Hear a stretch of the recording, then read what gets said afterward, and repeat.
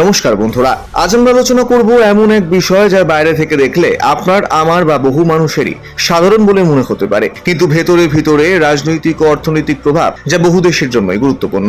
গত 3 দশক ধরে ভারতকে বলা হতো বিশ্বের ব্যাক অফিস। আমেরিকার কোনো ব্যাংকের সার্ভার ডাউন হোক কিংবা ইউরোপের কোনো কোম্পানির ডেটা অ্যানালিসিস, সবটাই পর্দার আড়ালে সামলেছে ভারতের আইটি সেক্টর এবং ভারতের যুব সমাজ। আজ বিশ্বের অর্ধেকেরও বেশি বড় কোম্পানির মেইন হাব বা গ্লোবাল ক্যাপাবিলিটি সেন্টার আমাদের এই ভারতেই অবস্থিত। কিন্তু 2026 সালের এই মে মাসে দাঁড়িয়ে পরিস্থিতি খুব শান্ত হবে, কিন্তু দ্রুত বদলে যাচ্ছে। সাম্প্রতিক গ্লোবাল রিপোর্ট অনুযায়ী প্রায় 40% থেকে 42% জিসিসি লিডাররা স্বীকার করেছেন যে এআই এর কারণে তারা তাদের গণহারে কর্মী নিয়োগ বা মাস হায়ারিং এর সিদ্ধান্ত থেকে পিছিয়ে আসছেন। কোম্পানিগুলো এখন নতুন করে লোক নেওয়ার ক্ষেত্রে খুব সাবধানে পা ফেলছে। অনেকে ভাবছেন এটা কি শুধু প্রযুক্তির বদল? না, এর পেছনে রয়েছে এক গভীর আন্তর্জাতিক রাজনীতি এবং টেকনোলজি ওয়্যার। আজ আমরা কোনো হাইপ ছাড়া একদম শান্তভাবে ও নিখুঁত তথ্য দিয়ে বিশ্লেষণ করব বিশ্ব রাজনীতির এই নতুন সমীকরণ কিভাবে ভারতের আইটি সেক্টর এবং আমাদের যুব সমাজের চাকরিকে সরাসরি প্রভাবিত করছে। যাই হোক, এই ভিডিওটি শুরু করার আগে একটা ছোট কথা আপনাদের উদ্দেশ্যে জানিয়ে রাখি। এই ধরনের রাজনৈতিক অর্থনৈতিক বিশ্লেষণ যদি আপনাদের ভালো লাগে তাহলে পল ইন্ডিয়া বাংলা চ্যানেলটিকে সাবস্ক্রাইব করতে কিন্তু অবশ্যই ভুলবেন না, কারণ আমরা এখানে শুধুমাত্র খবর বলি না, আমরা খবরের পিছনের রাজনীতি এবং অর্থনীতিটাও আপনাদের সামনে তুলে ধরি এবং আলোচনা করি। তাহলে শুরু করা যাক। প্রথমে একটু সহজ ভাষায় বোঝা যাক এই গ্লোবাল ক্যাপাবিলিটি সেন্টার বা জিসিসি আসলে কি। একটা সময় ছিল যখন বিদেশি কোম্পানিগুলো ভারতের থার্ড পার্টি আইটি কোম্পানিগুলোকে কাজ আউটসোর্স করত, কিন্তু এখন তারা ভারতে সরাসরি নিজেদের অফিস খোলে, যেখানে ভারতের ইঞ্জিনিয়ার এবং প্রফেশনালরা কাজ করেন। একেই বলা হয় জিসিসি। বর্তমানে ভারতের প্রায় 19 লাখের বেশি মানুষ সরাসরি এই সেক্টরে কাজ করছেন। কেন কোম্পানিগুলো ভারতে আসে? কারণ ভারতের ব্রেন পাওয়ার, কম খরচে অত্যন্ত দক্ষ এবং ইংরেজি জানা এত বিপুল পরিমাণ মেধাবী যুব সমাজ বিশ্বের আর কোনো দেশে নেই। কিন্তু 2026-এ এসে বিশ্ব রাজনীতিতে দুটো বড় বদল এসেছে। এক, আমেরিকা ও ইউরোপের অর্থনৈতিক মন্দার আশঙ্কা, এবং 2, মধ্যপ্রাচ্য ও ইউক্রেন সংকটের কারণে আন্তর্জাতিক কোম্পানিগুলো এখন অতিরিক্ত খরচ কমাতে চাইছে। আর ঠিক এই সময় এআই বা কৃত্রিম বুদ্ধিমত্তা তাদের হাতে এনে দিয়েছে এক নতুন অস্ত্র। 2026 সালের মে মাসের লেটেস্ট রিপোর্ট অনুযায়ী জেনারেটিভ এআই এখন প্রায় 40% স্ট্যান্ডার্ড বা সাধারণ কোড নিজে থেকেই লিখে ফেলতে পারছে। এর ফলে কি হচ্ছে? যে কাজের জন্য আগে 10 জন জুনিয়র ইঞ্জিনিয়ারের প্রয়োজন হতো, এখন এআই কো-পাইলটের সাহায্যে মাত্র 2 জন সিনিয়র ইঞ্জিনিয়ার সেই কাজ করে ফেলছেন। অর্থাৎ আইটি সেক্টরের চাকরি কিন্তু সম্পূর্ণ শেষ হয়ে যাচ্ছে না, বরং চাকরির ধরন বদলে যাচ্ছে।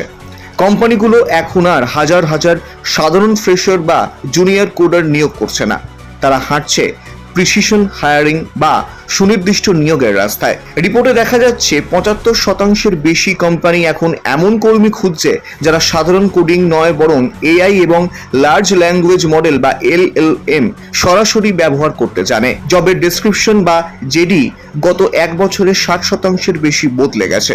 এখন ইন্টারভিউতে শুধু অভিজ্ঞতা দেখা হচ্ছে না, দেখা হচ্ছে আপনি এআই কে কতটা নিখুঁতভাবে কাজে লাগিয়ে প্রোডাক্টিভিটি বাড়াতে পারছেন। এবার আসা যাক রাজনৈতিক দিকটিতে। আমেরিকা এবং চীনের মধ্যে এখন বিশ্ব জুড়ে যে যুদ্ধটা চলছে তা শুধু সীমান্তে নয়, তা মূলত সেমিকন্ডাক্টর এবং এআই প্রযুক্তির আধিপত্য নিয়ে। আমেরিকা চাইছে ডেটা এবং এআই এর সম্পূর্ণ নিয়ন্ত্রণ যেন পশ্চিমা দেশগুলোর হাতে থাকে।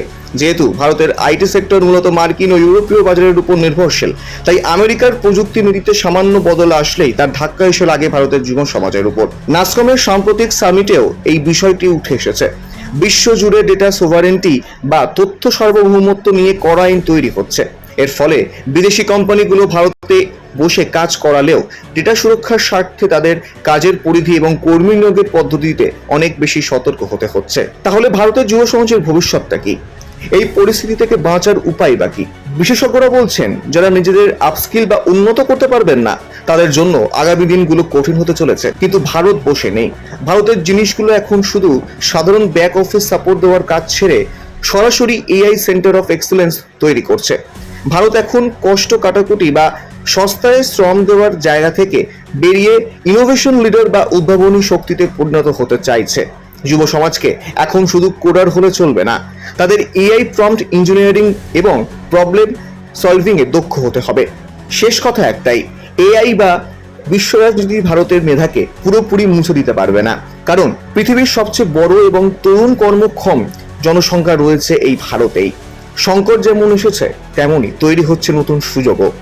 জয়ী তারাই হবে যারা সময়ের সাথে সাথে নিজেদের বদলে নিতে পারবে এবং উন্নতি করতে পারবে নিজেদের।